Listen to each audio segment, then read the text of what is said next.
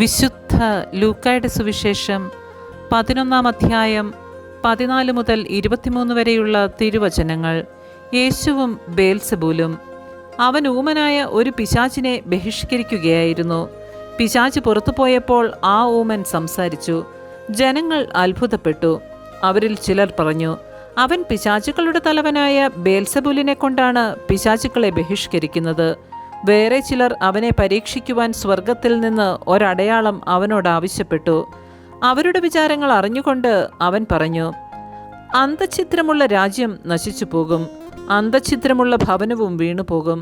സാത്താൻ തനിക്ക് തന്നെ എതിരായി ഭിന്നിച്ചാൽ അവൻ്റെ രാജ്യം എങ്ങനെ നിലനിൽക്കും? ഞാൻ ബേൽസെബൂലിനെ കൊണ്ട് പിശാചുക്കളെ പുറത്താക്കുന്നുവെന്ന് നിങ്ങൾ പറയുന്നു. ബേൽസെബൂലിനെ കൊണ്ടാണ് ഞാൻ പിശാചുക്കളെ ബഹിഷ്കരിക്കുന്നതെങ്കിൽ നിങ്ങളുടെ പുത്രന്മാർ ആരെക്കൊണ്ടാണ് അവയെ ബഹിഷ്കരിക്കുന്നത്? അതുകൊണ്ട് അവർ നിങ്ങളുടെ വിധികർത്താക്കളായിരിക്കും. എന്നാൽ ദൈവകരം കൊണ്ടാണ് ഞാൻ പിശാചുക്കളെ പുറത്താക്കുന്നതെങ്കിൽ ദൈവരാജ്യം നിങ്ങളുടെ ഇടയിൽ വന്നു കഴിഞ്ഞിരിക്കുന്നു. ശക്തൻ ആയുധധാരിയായി തൻ്റെ കൊട്ടാരത്തിന് കാവൽ നിൽക്കുമ്പോൾ അവൻ്റെ വസ്തുക്കൾ സുരക്ഷിതമാണ്. എന്നാൽ കൂടുതൽ ശക്തനായ ഒരുവൻ അവനെ ആക്രമിച്ചു കീഴ്പ്പെടുത്തിയാൽ അവൻ ആശ്രയിക്കുന്ന ആയുധങ്ങൾ മറ്റവൻ അപഹരിക്കുകയും കൊള്ള മുതൽ ഭാഗിച്ചെടുക്കുകയും ചെയ്യും. എന്നോട് കൂടെയല്ലാത്തവൻ എനിക്കെതിരാണ്, എന്നോട് കൂടെ ശേഖരിക്കാത്തവൻ ചിതറിച്ചു കളയുന്നു. നമ്മുടെ കർത്താവായ മിശിഹായ്ക്ക് സ്തുതി.